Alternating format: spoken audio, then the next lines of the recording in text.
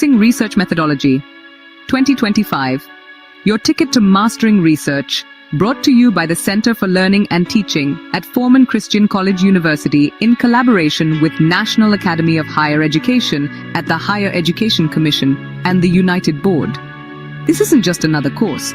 It's built around the renowned Vitae Researcher Development Framework, covering everything from deep subject knowledge to personal effectiveness, professional standards, and real-world impact. We are immensely grateful to our experts who have graciously offered their time and expertise in the spirit of knowledge equity. These experts are among the leading voices in their respective fields. And yes, it's 100% online and totally free, wherever you are in the world. Whether you're a postgraduate, early career researcher, or simply passionate about better research, this course is for you. Join us and be part of a movement for knowledge equity. Sign up now and unlock your research potential.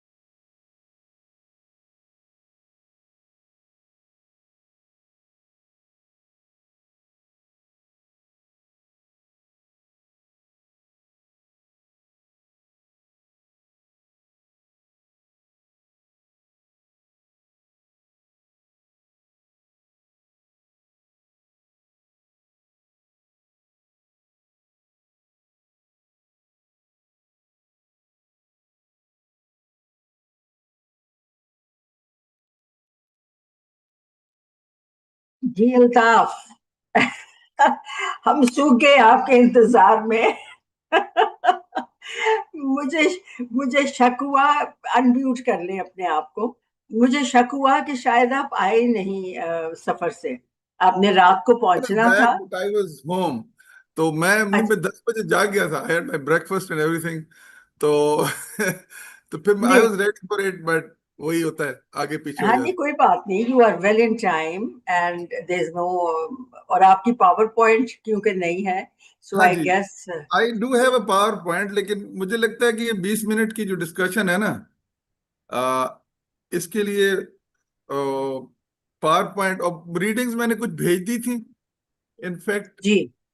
हाँ जी, वो भेज दी थी, we will share, मगर अगर power point है तो it's not a bad idea. अगर आप you just want to talk to it, we have had Asif Iftikhar also talked through his session. So we are Let me okay see with if it. the PowerPoint is there. क्योंकि वो पिछले साल वाली होगी. It's the same. Like we are talking basics basically. Like ji. Ji ji. Have you done any addition of AI into the mixed methods research or not yet? into You the are mixed not a method fan उसमें of ये AI. होता है कि नहीं नहीं वो नहीं, लेकिन असल में चूंकि हम बात कर रहे थे ना ऑन द वेरी थीम, तो Hmm. वो फिर जब मेथड्स को यूज करते हैं तो उसमें आएगा. It's kind of 20 minutes time है, तो मैंने इसलिए. अच्छा, अभी मैं आपको भेजने ही वाला था. अभी एक नई रिसर्च आई है जो जो यूज ऑफ एआई को बहुत रिस्ट्रिक्ट करना चाहते हैं, क्योंकि हाँ एमआईटी की जी. नई रिसर्च आई है. हैव यू सीन जी. दैट? तो it is becoming quite controversial कि आप कितना हाँ जी. यूज करें. But we'll talk about that. I really wanted to talk about that. I think what you could do is you could talk about the different, if we have time, of course, या. how AI is still a controversial हाँ जी. topic. But the या. problem is that no matter how much you want to stop it, हाँ there's जी. हाँ no ji. way of developing accountability for its use. हाँ So ji. it becomes more of a personal effort and a हाँ जी. personal value judgment. क्योंकि आई integrate into it. क्योंकि एक जो issue है ना, वो ये भी बनता है कि when you when you are into जिसको कहते हैं लिटरेचर रिव्यू स्टेज, जी. वहां पे मैंने देखा है जो अंडर पोस्ट ग्रेजुएट स्टूडेंट्स हैं उनको बहुत प्रॉब्लम्स हो रही हैं because they are relying on AI. For some people, it's really good. Like a former student of mine who is from Bada Khyber Agency, and his English is not good. And he wrote his life story, kind of an article, and he sent it to me. And since I know his life, I knew that it was up to the mark. The prompts he gave, everything was just good. So it depends upon how you use it. And he जी. asked me for advice, और मैंने उसको कहा कि मेरी advice तो इतनी है कि अगर आप इसको मतलब करें कि इसको एक दफा पढ़ लें, and you see that which parts of your life are missing from this, so that would be good. Hmm. So, I guess we are good. Okay, Altaf, we are nearly 11, actually 1 minute up. So, Gohar, will you start with the netiquettes? And then, Altaf, I'll just speak for a short while, introduce you, and then the floor is yours for nearly 30 ठीक to 5 minutes, and then we can take question and answers. ठीक है जी? We ठीक. already have I'm lots just of. asking. I have got something that I've borrowed from LinkedIn the other way. It's kind ji. of a model that they have made, and it explains it really well, better Please than the use, PowerPoints. So absolutely. it's not mine, I must No, say. no, but you can give a reference, Altaf, and share हाँ it. Ji. I think it will be हाँ जी. excellent. Excellent. Ji Gohar, over to you. Everyone, good morning, and I welcome you all to the 10th webinar of our research methodology course. The name of the webinar is Mixed Method Research. The name of the module is Research Methodology. I'll quickly go over the netiquette for the session. You're all requested to please rename your Zoom accounts to the name of your university first and then your name afterwards. And please make sure, regardless you're joining through YouTube or through Zoom, you are requested to please fill out your details, your name, your university name, and your email address in the certification form. We'll be sharing the certificate form after 10 minutes in the chat box, and the chat will be disabled for the first 30 minutes, and then we'll enable that. And you're all requested to please be mindful and be sensitive about the chat, because there's a lot of people just writing their names and their university name. You're advised not to do that, so that we can only cater to the questions, and please make sure that you rephrase your questions properly so that they can be addressed. And that's it from my side. Over to you, Dr. Ruxana. Yeah, thank you, Gohar. Gohar is the manager at CLT. I think if you saw the introductory YouTube, we are a team of 5 right now, and a very robust team. We are very thankful to all of you for being here and having the confidence in our research methodology course that has become very credible all over the world. We are very proud of that. HEC of Higher Education Commission is a collaborator, as well as United Board for Christian higher education institutions across Asia, housed in Philippines. They have been very, very helpful also, and they have shared it with all their institutions across many countries. Uh, our main credibility arises from experts like Altaf Khan and so many others, if you've been with us. So far, as Gohar said, this is the 10th webinar, and of the module, the fourth module, that talks about research methodology. This is the fourth session, and we have one more to go. We have done qualitative, quantitative, scholarship of teaching and learning. Today we will do mixed methods. I think, Altaf, there's a basic problem. It is not method, it's mixed methods. S in front of. Gohar, please do that. You made a serious mistake in how it is worded. And we have another powerful session to go in, which is by David from I think, American University of Sharjah, I'm not sure, to digital humanities as a part of interdisciplinary research methodology. And in that, you will come across AI and many other tools. We have over 14,000 registrations that will all look forward to your, Altaf, your video and materials that you share. The international is 2,000 plus and 12,000 plus are national. 120 countries. Gohar, I take that always with a pinch of salt if you put that forward. Please put that number correct. I think there's something like 85 countries. You have lots of doubling that happens in your data, but even that is a formidable amount. And all regions of the world, starting from South America to North America to Australia, New Zealand, most of Asia, and Central Asia and Middle East. So we are very, very honored for your confidence in us. Altaf, that you see here with us, he is the Dean of Humanities at our campus. He's a professor and he is a PhD from the Leipzig University in Germany. He earned as a Dart scholar. I did not know you were a Dart scholar. We have quite many. We have Samina, Kausar Abdullah, quite a few actually. And you have served as a Glidden visiting professor at the Center of International Journalism in a very powerful Scripps School of Journalism at Ohio University. You're a senior Fulbright visiting fellow and a postdoc. You taught at the University of Peshawar before you migrated to Lahore. I hope you are happy with us, Altaf. And your research interests include international journalism, development communication, media systems, freedom of expression that's getting tighter by the day, and intercultural communication and social media. You have already authored 4 books and published over 27 articles. Altaf, over to you without much ado. And we so look forward to your insightful talk. Gohar, please check the mixed method. It's killing me looking at it without an S. All right, ma'am. Okay. Yeah. Thank you, Dr. Roxana. First, I just saw this video yesterday, and there was a live television interview of an expert on the ongoing conflict. And what he couldn't manage was to fix his background. He wanted to have a different background, and it didn't work. I was trying the same too, and I decided not to do it. The foreground is too good. Don't forget about the background. We're happy with the foreground. Thank you.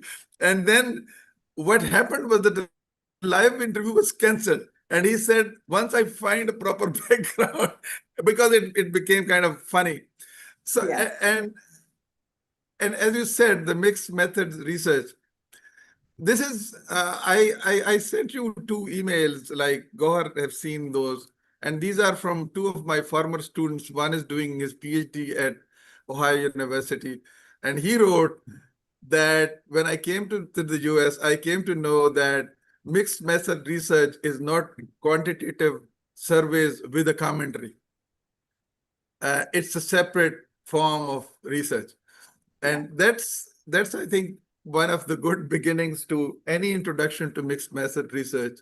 because most of the people think that it's kind of gathering some comments from experts or anybody, or doing one focus group discussion, having some interviews, whatever, one or two or everything, and then you do a survey and you add these to them, and that's it. Like that's how it works. It doesn't. But it seems like that. Like I remember when my professor asked me to develop my structure, and it was the year 2000. It's 25 years back, and he said, we were walking to a Nobel laureate's house in Germany. You have many of those, and in chemistry. And he said, well, I want you to do something and put something empirical into it. Because right now, everybody, even if you are doing a biographical research, people would like to have some empirical aspect of it, asking questions, how was the guy, not relying on books and everything. So that was not mixed. What he was saying was exactly what we take it right now. I decided to go for a mixed method research. So one of the most important things, I'm sorry, I couldn't find my PowerPoint. I don't know if you have it. Go. I don't know if Yes, you have. I'm searching Yeah, it if you for. have it, just put it up, then it will be easy. Because my computer went dark the other day, my laptop, and I had to redo it. And the guy who did it forgot to put PowerPoint into it. My phone has it, my computer doesn't have it. So I'm sorry for the What I inconvenience. love about Altaf, your talks always are the way you sprinkle it with personal anecdotes and stories. And I think that's what makes it exciting and more close to home. Mixed method research, as we all know, is a mix of both qualitative and quantitative. And we have had a brief of both. But then Altaf is going to talk to us about how, when do you use it? And it brings the best of both, actually. And many like you and me, and I have seen also people in natural sciences go for mixed methods Yeah, research yeah. because Like, they find the social implications or other emotional implications to research yeah. questions. Is that yours? We got Yeah, it that's right? mine. The heuristic question, why do we do it anyway? You Yeah. already explained that. Why do we do it anyway? Like normally, the reason we do it is that, like the reason I did it, again, I'm giving a personal example. Like I had developed a qualitative research lab project, and it was about like journalists' working conditions in Pakistan, its profile of journalists in Pakistan. And then I brought it to my professor. It was qualitative interviewing in depth for journalists.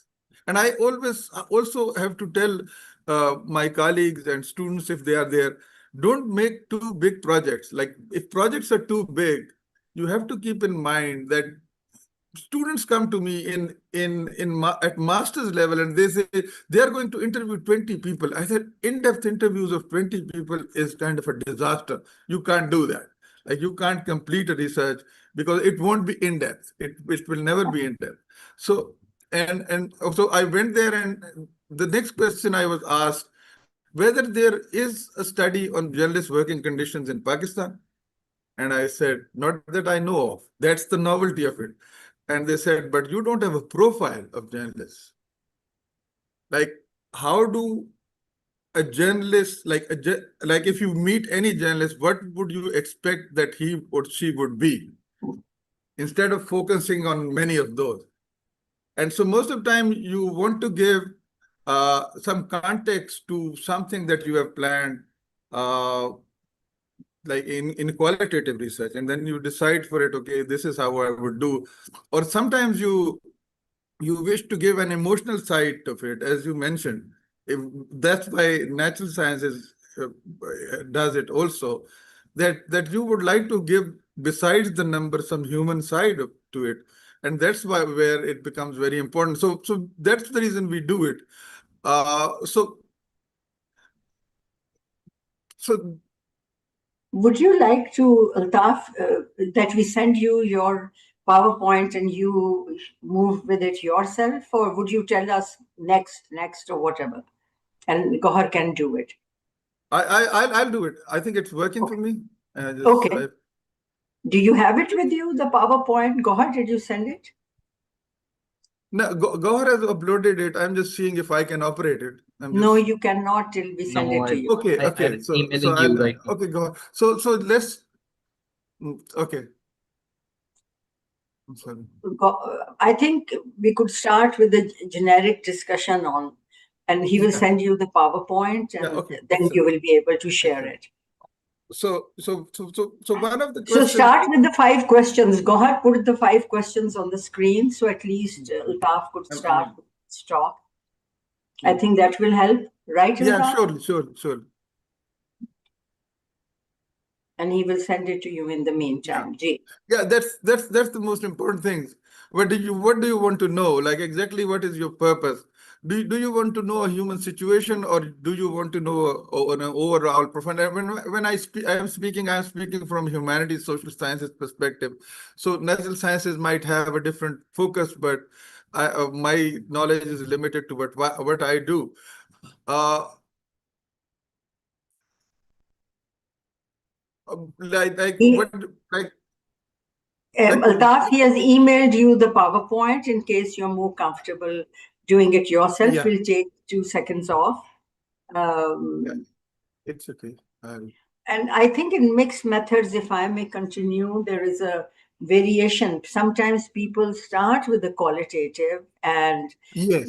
consolidate it with the qualitative data, and sometimes they start with the qualitative and they end up with the quantitative data, quantifying some of the data to make more sense out of it. And I've seen many researchers that go to and fro the two, from one to the other throughout their research to make more meaning and to make it more wholesome.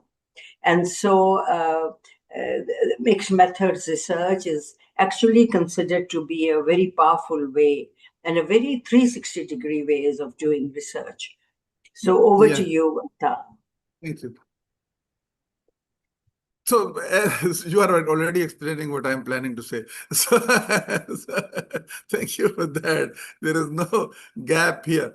So it's really like basically I would say that all other practitioners who work are not reflective or theory based, but sometimes it demands, especially if you are going into, in my opinion, going into human conditions, then it's very important to have an understanding of how the human situation is evolving, and for that very reason, if the thinking pattern that it demands is basically systematic and evaluative thinking, because it gives you an opportunity to reflect more and to dig deeper. And if you are thinking to dig deeper, then you won't be satisfied simply with a profile which is quantitative most of the time, or only the emotional side, which is considered to be a bit subjective. It's a different discussion, but we won't go into that.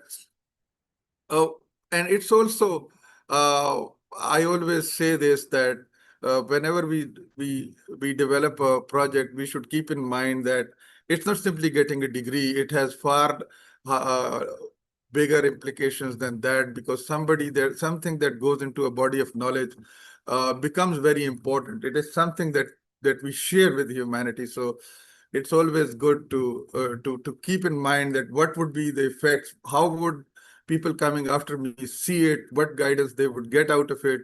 And if you are into humanities, social science, and even natural sciences, you always like to have a human side to it. COVID is a big example. Like I always mention it, this has changed our thinking towards natural sciences. And then the question is that what do you want to know, basically? Like it's a question of focus, as Dr. Roxana mentioned, that what is your priority, basically?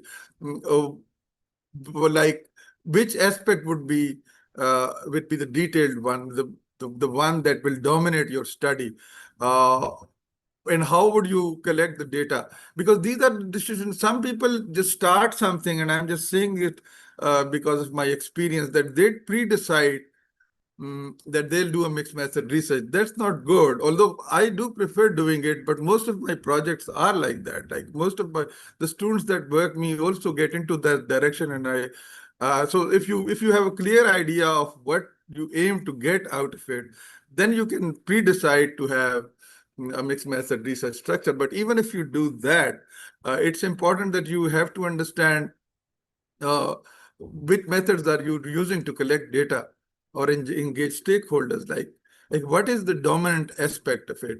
And and one of the biggest question is, and this is something that students come up with this problem, that they gather enormous amount of data, and it's not kind of in sync with the quantitative is not in sync with the qualitative, and it becomes really problematic. And I think that's where I would advise everybody to strategize your mixed method research project. Don't go into it without being prepared. Yes, there are realities in the field that make you change your initial processes. It could be in quantitative, where you might hit a wall by not getting the required results, or one or two questions might not be getting any answer. That's just fine. Don't worry about that.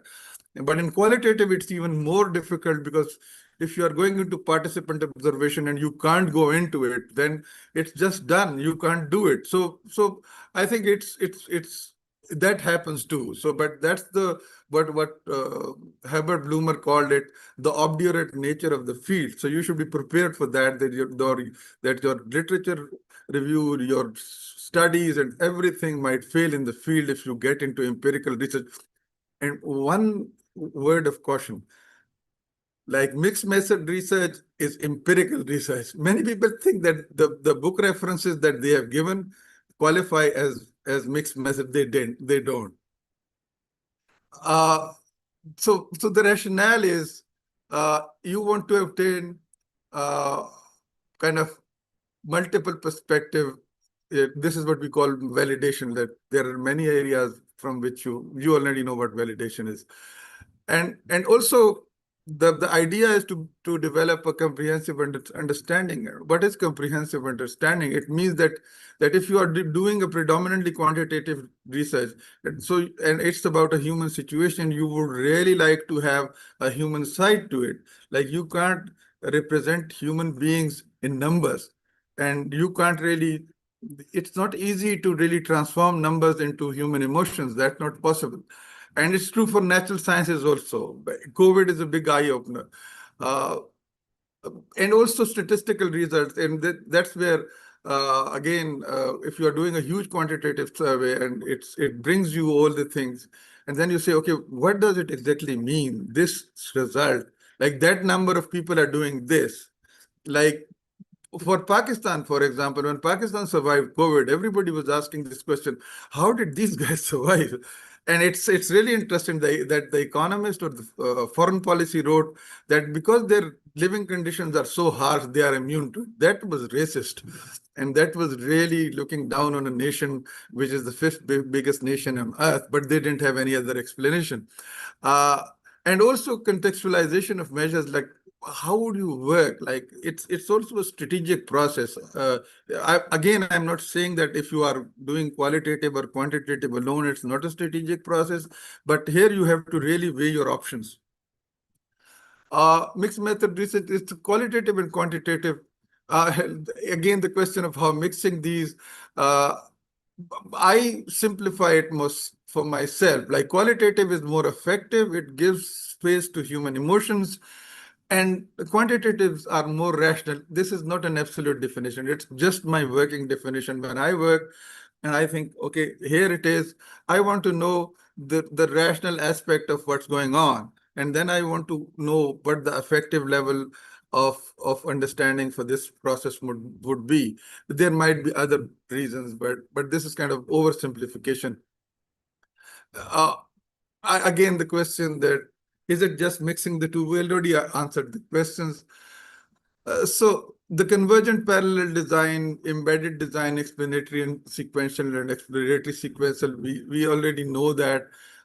Convergent parallel is where both of the processes go at the same time. The embedded one is that one is embedded in the other one. Like most of the time, qualitative is embedded somehow in the quantitative one. So there are, you might have used these Likert scales and what we call opinion statements in quantitative research. Basically, opinion statements in quantitative research represent the embedded design, basically. This is what they are doing. You are not using a separate structure for it. You might be using it, but already in the quantitative, you are having questions that are answering qualitative emotional questions. And you are giving a Likert scale. I always say give a 5-point scale because it gives you a very good middle value. But that's again a question of design. Explanatory research is basically sequential, is that basically what you are doing is that you are having predominantly quantitative.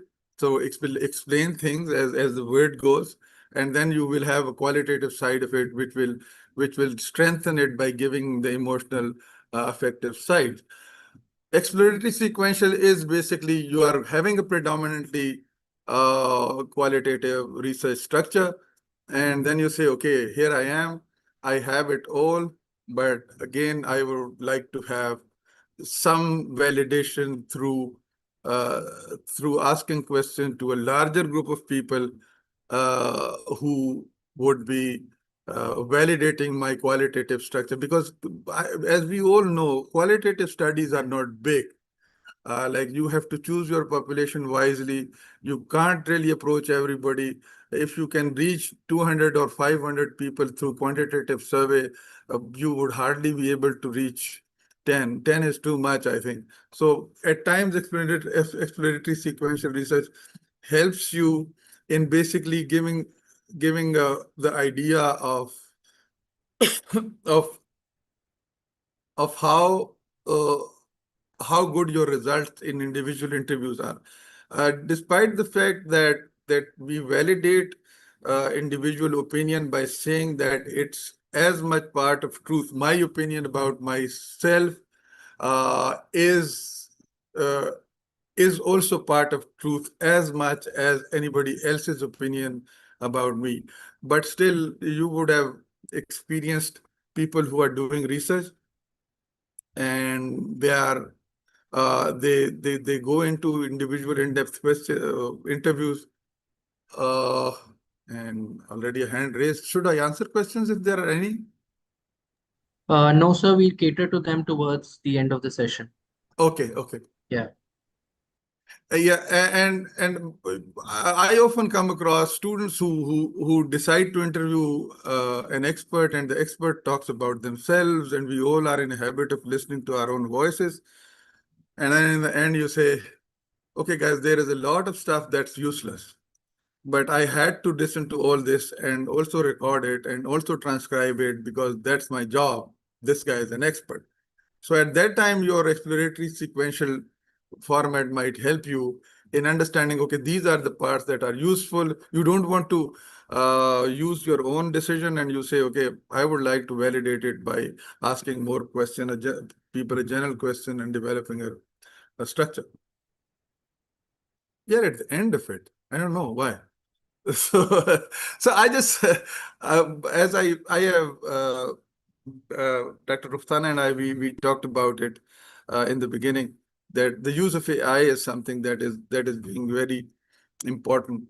And I think one problem that there is this new MIT study that is coming up and which has shown and the researchers uh, have published it in brought it out on media, and I think uh, some very important news outlets have shared it because they thought that it's very important to see the implications even before it's peer reviewed and even before other studies are going parallel, is to understand that use of AI might make you simply dumb.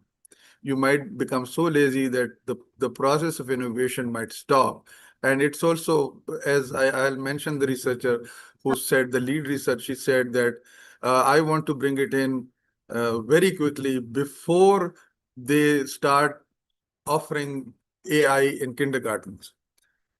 So what happens is basically in research, basically this is what happens.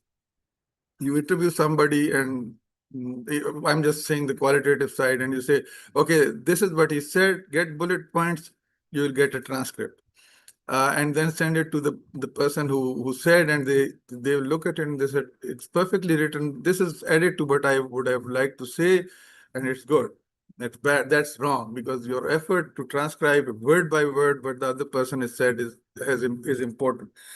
And even before that, when you are developing your problem statement, if you use AI without using your own intellect, like it will really be harmful.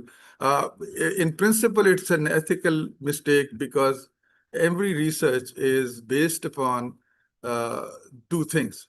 It's the basics of it. Like as Robert Merton's famous book On the Shoulders of the Giants, which explores the idea of where did this phrase come from. Uh, every research is on the shoulders of the giants.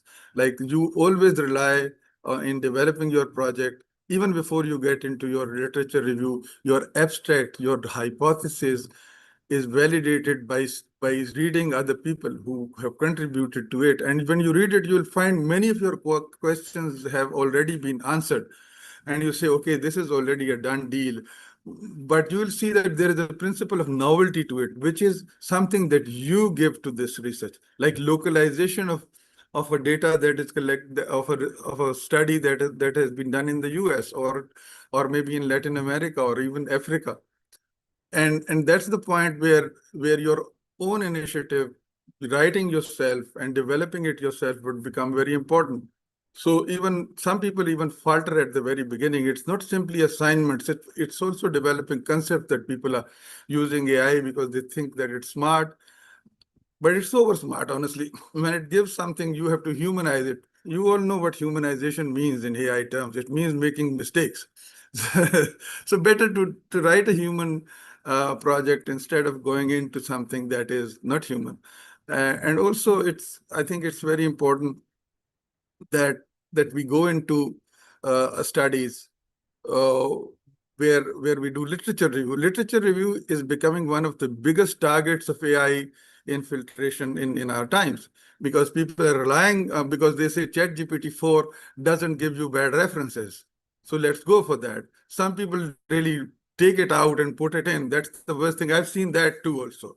By the way, like I got a 54 pages of MPhil proposal, and I saw it and I said, so who wrote it? An MPhil student writing 54 pages. And I gave it back, and I got another seven or 11 pages, a summary of that one. Again, an AI developed one, and I had to send it back. And so the only option I was left with, and I told the student that I would like, if this one also goes into the AI, I would like you to come into my office and write it in front of you. It will waste a couple of hours of my time, but we will have quality. So basically, the literature reviews, yes, it's good. You can find good books. You can find good books. There are going to be book suggestions that are useful, but at the same time, it will be counterproductive to depend upon that. So I think it's the use of AI is something that is good and bad.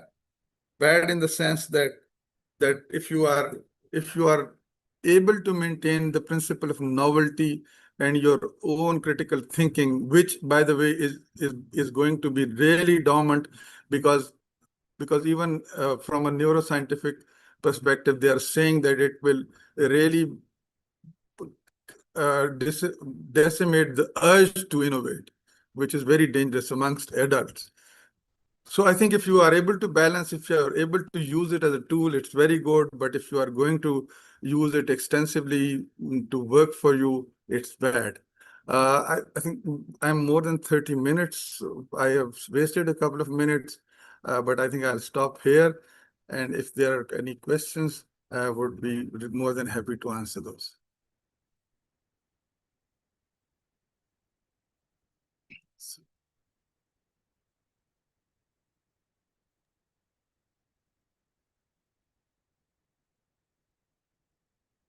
Altaf, sorry, Mavish takes over in the second part.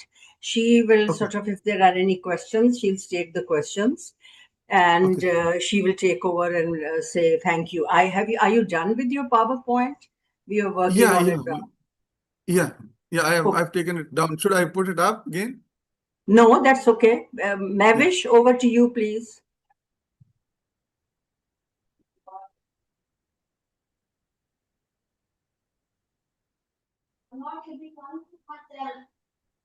Yeah, now I am. Okay, sorry. That's- Yeah, so thank you so much, Dr. Altaf. This was very engaging. So we just want to let you know that we have participants from over 31 countries here. Special Yeah, I thanks see. to everybody who made time and who joined us for this session. After having a dedicated session on qualitative research methodology and quantitative research methodology, today we hosted this session to bridge the gap between both type of research methodologies and to bring together a mixed methodologies research insight. So how we do it, Dr. Altaf, we basically open up the question window for the participants after the first half an hour of the session. So I'm going to quickly scan through the questions which have now started to pour into the Yeah. chat, and we will pose those questions to you. So you can also go through the questions in the chat and see if you come across any relevant questions, because the chat grows very fast. Yeah. First question from Bushra Johar is that are there any important factors that can help us decide in advance? Sorry, I can't clearly hear you. I'll just turn off the fan. It's Dr. Mavish, I would recommend you if you could use any other mic, headphones, or maybe your laptop mic. Okay. There's a lot of distortion in your AirPods.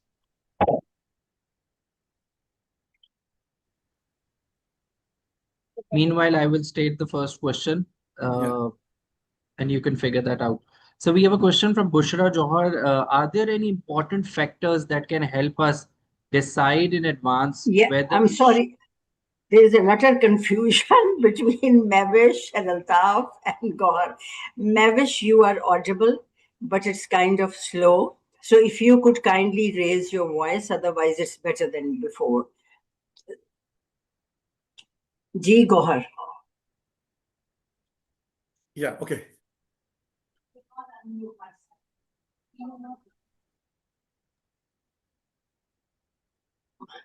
I think I'll take over. Yeah. Okay, so some same respondents. There is a question that says, I don't understand. IUB Sayyida Kuratulan, same respondents for both phases of qualitative. She maybe is asking a question. Should there be same respondents for both phases, or in the qualitative and quantitative design part of the research? Ji Altaf. Yeah, I won't advise doing it basically, because like when you do that, honestly, it kind of leads them to answer questions. If you are doing a qualitative, some people say when they are doing a qualitative research, there is no harm to send a quantitative one. But I think it really affects, it affects in very simple ways. Like if you are asking somebody, if you are asking a question about, since my knowledge is restricted to journalism, you are asking journalists uh, uh, uh, about their working conditions and this and that, and you put the question of education at the top, and they'll say, okay, I'm a PhD. Most German journalists have PhD degrees. And so when they answer the next questions, they'll keep in mind that they have a doctorate. So it will affect this. So I would advise to choose two different populations. But if you are doing, naturally you are doing a study in the same area, so these should be different, but from the same area, because then it will affect I the think it answer. depends on the population and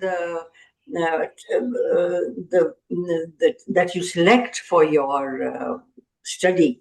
And Yeah, in that population, if they are a part of your broad study, but yeah, you then pick up some for a detailed intervention on the basis of certain qualifier and certain indicators that make more sense. You do not just do a random picking by and large for a more detailed exploration once you have the broad landscape. And usually that works well. G. Mavish, over to you. Yeah, thank you so much. So just to add to what Dr. Altaf has said, I think that it very much depends on the purpose of the research question. Sometimes you want to triangulate the information and taking the quantitative responses from one set of respondents and validating it with the other set of responses which you receive through qualitative research methodology. That helps you to bridge the validation between both the designs. So I have the next question, which is a very interesting question. It's from a participant from Malaysia, and they're asking, when deciding between an explanatory followed by sequential design, which is a quantitative followed by qualitative, and an explanatory followed by sequential design, which is qualitative first and then quantitative. Are there any other criteria that we should consider beyond which data comes first? Well, I think the decision to give precedence to one over the other comes somewhere when you are developing your problem statement. Because your problem statement, there are many names of it, even if you call it your hypothesis, because some countries go into hypotheses and they don't go into problem statements. So I think that's the point. What do you wish to know? Do you wish to know what many people think about this problem? And it also depends upon the existing data in that locality, like in that universe that you are trying to understand. Like if there are good profiles available already, so you have the quantitative, you have a lot of empirical support in quantitative terms that could help you in basically having a qualitative one first. But if it's not there, then you need a quantitative one, which could be also what we call a convergent one. Uh, but it's always the main consideration is what is your aim to get. But along with that, what do you have in hand? Like if I am doing a study in Pakistan, so I'll see, okay, how many studies in this area are already there? What is their focus that could help me develop my project? And for example, there is a lot of anecdotal evidence which is written in books and things like that. So I say, I pretty much have the qualitative side a bit covered, but it needs kind of a research support. So I say, okay, I'll do a profile, do quantitative, and then it will be followed by qualitative one, which will be, I see another question. If that comes to the fore, I'll answer in that one. So it depends upon what do you have in hand, what you intend to do. These are two important questions. Thank you so much. I think you have very much answered the next question as well, which is it necessary to equally weigh qualitative and quantitative parts of methodology in the mixed method study, or should we consider keeping a balance, or should the researchers be inclined towards one methodology of research and prefer it over the other? So many questions are of the same nature. Yeah, the bias is always there. I see something like bias. The bias is always there. Many people think how to eliminate bias. And I think how to understand your bias is important. Like how to understand your bias is important, and how to put it there that this is the bias I have. This is something that historians do so very often. One of the biggest questions that comes to the fore to the historians is that decision making. So can I make decisions because I am a historian? My job is to narrate, not to decide. But then without a decision, what would be the value of the study? So I think bias is always there. Stating your bias is good. Like it's good to have it. I forget the question. Sorry, I talked too much. So what was the other aspect of it? The beginning of it? They're just asking that, is there any certain criteria that should define how to maintain a balance between both the approaches, or is it okay if the researcher is inclined towards any one particular methodology. Yeah, the inclination is always there, so you have to accept that it is there. Nobody can say that I'm not inclined to one. Like I have a huge bias towards qualitative because I always want to understand the effective aspect of human situations. So I have to really curb my bias and say, okay, it's good to have these wonderful statements coming to me, but the research needs to be balanced by credible data that is more hands-on and gives you numbers. So at times you have to balance it by understanding your own bias. And again, the first question that I have answered, you have to keep in mind what is there in hand and what do you need to add more. Thank you so much. So there are so many questions related to explanation of these terms, the three terms exploratory, validation, and triangulation. Although these can be found easily using I understand. AI, but if you could just briefly talk about Yeah, this by giving examples. I understand. Like validation is something that if I give a human term, like we all, like all the pictures that we post on fake Facebooks and all the statements that we give are trying to validate us. Like most of the time we are seeking validation when we are on social media. So we are our perfect selves. These are the selves that we wish to be. Like these are the selves that we wish people to know about. The same is true in research. Like it's kind of validation is basically making sure that your study is not marred by bias. It's not for that we basically triangulation is done to ensure validation. Like you use different data sources. Like if you are doing simply a qualitative research, so it's again exploratory, explanatory. Explanatory, as we see, is predominantly quantitative because it explains, like, and it doesn't explore deeper. But triangulation means that you are using different methods. One way is if you are doing qualitative. Most of the time, qualitative, some people go into uh, in-depth interviews and they think that that's enough. But then you would like to do participant observations, then you would like to do focus group discussions. Why do you do that? Because you want to make sure that you have triangulated everything and also use two methods by having kind of qualitative and quantitative. And as I mentioned, you put opinion statements in your quantitative survey, which is basically a bridge to qualitative research. And then you use three other methods. So you are going into 5, 6 methods. And the reason that you triangulate is basically you want to get good results. You want to have reliable results that are valid. Absolutely. Thank you so much. So the next question is also about, research methodology where the participant is asking, are convergence, design, and concurrent triangulation the same as mixed method research? Well, the difference is in the intention, basically. Like if you design something to have, again, like having quantitative research and a commentary to it might give the same results uh, as a qualitative research that is as a mixed method research that's designed to do so. So it's not like the methods are important, but if you look at the methodology, which includes the theory, your intentions, what you wish to do, and also the research gap that you want to fill, and all these questions, so you are building something which comes to the decision whether you are simply going into a convergence design or you want to have a full matrix that brings you results which help you solve your problem statement. Like that's the difference. There is in results, most of the time, most studies look the same.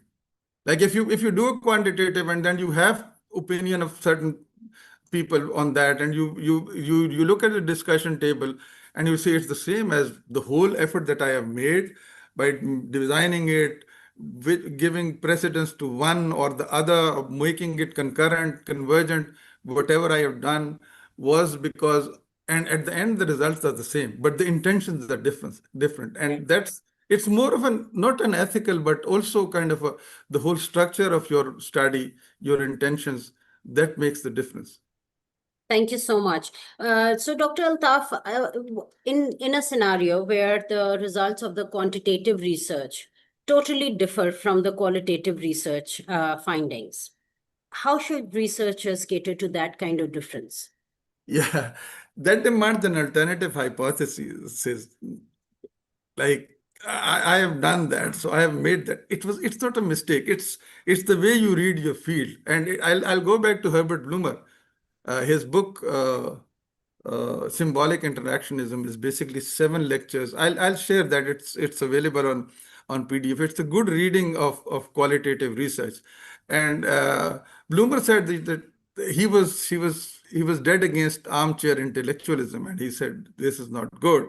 But he said it's also not good just to jump into the field and say I know everything. I have a good sense of human emotions. I understand societies. Don't do that. Just stay back home, exhaust the literature, go into the field, and then submit yourself to the obdurate nature of the field. The field might literally gives you nothing. And and also when you are, since two things don't happen, some people do that, by the way. Some researchers, like I think in communication studies, Everett Rogers did that. Like he used to go to rural areas in Latin America and study and then develop a design. But it also means that if you are a PhD student, you don't have the resources to do that. You are not an American professor who's still known since the 60s. So most of the time, you don't have that luxury to get into the field and understand. And even if you develop an understanding of the field, as a Greek philosopher used to say, that you can't enter the same waters twice. You can't do that. And when that happens, like I remember doing it, like I thought in my structure, in my methodology, when I wrote it and everything, and I said, because of education in journalism at the University of Peshawar, the journalism flourished, professionalism flourished. The result was nil. It didn't. Safety came from writing in English newspapers because government didn't have much control over them. They didn't bother actually, and they were getting better salaries and their job security was higher, so they were more professional. So that might happen. Then you can't go into the field again. You need to write, this is what I thought, this is what happened, this is the alternative one. It doesn't happen often, but it does. Yeah, and it does come as a shock when there is so much divergence between two sets of data. Researchers, especially the young researchers, may receive it as a shock because there's nothing to triangulate there. Yeah, I'll just add to it, Dr. Mavish, like sometimes you, especially in qualitative data, it happens. Like it happened to an MPhil student of mine recently, and she was studying kind of working conditions of journalists in different parts of Pakistan, and she had questions, and she came back and she said, so the main answer was long stay correspondent. She said, people in that part of the country don't know what long stay correspondent means, and I think that's the answer. The working conditions are so bad that they don't know what it means. So it does happen so very often. All right, thank you so much. So the next question is also very interesting. Somebody has asked that if we want to process quantitative as well as qualitative data in SPSS, of course, it has to transfer from manual coding to then, themes, and then some sort of mechanism to transfer the data to SPSS. Would that kind of research still remain a mixed method study, or would it be more inclined towards the quantitative research? Yeah. I would say no. Because when you do quantitative research and you give it to SPSS, we all know that you give all the values. And you write what it means, every question what it means. So already when you click and you get the results, you are not simply getting the scales, but you are also getting narratives. So I think like the best way would be to use qualitative data as it's used, because then you will be having two different narratives and it will collapse right there. If it's the similar as the one that you collected through your qualitative research, somebody would ask, why did you do that anyway? Like, it's just the same. And if it's too much, there is too much difference. So, as the previous question goes, then you are in a fix. You don't know. I would rather prefer to use different methods like critical discourse analysis or something like critical theory, not critical discourse analysis. The other day, somebody corrected me that I'm talking too much of critical discourse analysis. There are better ways to deal with it, and I totally agree. But I think that would be discourse analysis would be a good way to analyze your qualitative data. Whenever we enter mixed method research, we should always know that it's a more effort than using one. Thank you so much. That explains it well. So this is our last question. I think I've scanned through the chat, and most questions are concerning the choice of tools, keeping a balance between both approaches, justifying why are you choosing the mixed method approach. So Dr. Altaf has taken questions on these aspects, and we hope that he has answered all your queries. So the last question that I'm going to take is that how should we develop variables to ensure authenticity of mixed methods research results? So should the variables remain the same in both types of different research methodologies, or should they be the same? Being the same is kind of identical. I won't say that, but they should, like, again, I'll again go to your research problem, where you have decided to know a certain area of human existence, and these should conform to that. And naturally, they should have a connection. Otherwise, you won't be getting any results that are useful, because the reason that you are mixing two areas, there are quantitative and qualitative. That's the two ways of empirical research. And you are taking the whole thing in your hands, and you're saying, okay, I want to have results. And if these two are not in sync, then you might be getting a discussion chapter which is really not helpful. So these shouldn't be identical. That would be wrong, but they should follow the same spirit, not the letter. That could be like at the end, you need to sum it up somehow, and you won't be able to sum it up. It's not fiction. It's research. Yeah. So thank you so much, Dr. Altaf. If there are any closing comments that you want, and especially if you want to suggest any reading material, any books for the audience, because many of them have also asked if you could refer some reading material to them to, strengthen their understanding on mixed method research. Yeah, it's. I'm sorry that I couldn't answer all questions, but Dr. Mavish and Dr. Sana, thank you for summing them up for you, Dr. Mavish. That's a huge effort, because I see similar questions and they're in hundreds. I really appreciate that. It shows either I didn't explain anything or somebody took interest in the talk. I'll take it as the later. I have shared a few books with you last night. I was traveling, so I arrived late. I would send the names of these. These are good because one set is sent by a PhD student in the US. He's studying.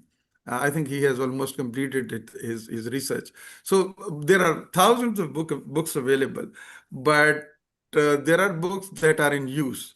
And the other one is a professor who is in health communication, pretty big name, uses a lot of those. But added to that, I'll share a couple of other readings. And since these guys are my students, I don't know whether it's legal to send those PDFs.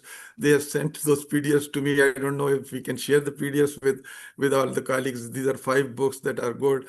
And also, I think it's really important to understand that knowledge production is a process, and it doesn't come easy.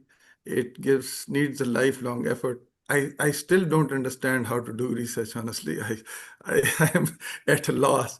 So thank you very much for the opportunity, and thank you everyone for being so kind. Your questions mean that you at least listened to what I was saying. And that's Absolutely. really hard. Thank you. Yeah, thank you so much, Dr. Altaf, and a special thanks to our audience from over 31 different countries across the Yeah. world.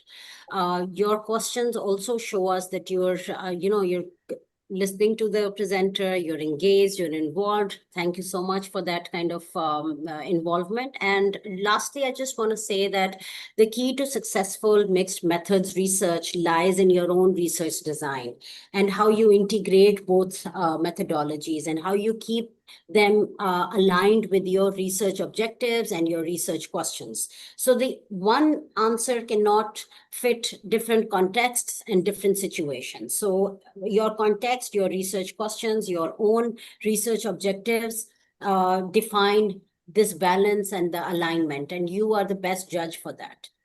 This webinar, its recording will be available on YouTube. If you want to refer back, please feel free to do that. If you haven't yet subscribed to our YouTube channel, please do that.